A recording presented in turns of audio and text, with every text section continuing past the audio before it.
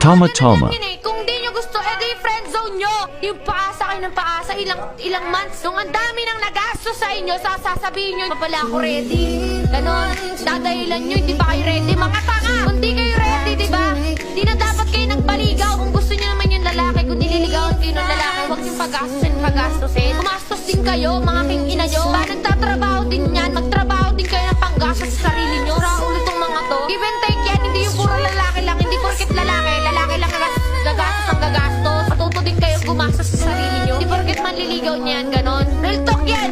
Wala naman kayo ditong maririnig na joke. Kaya nga dun sa mga natatamaan, ha? Hindi ko nakasalanan kung natatamaan kayo sa mga sinasabi ko. Shoutout dyan sa mga lalaking puro gastos ng gastos sa lalaki, sa babae, tapos pinaasa lang. Pero hindi ko naman kayo masisisi kasi nagmahal lang naman kayo, di ba?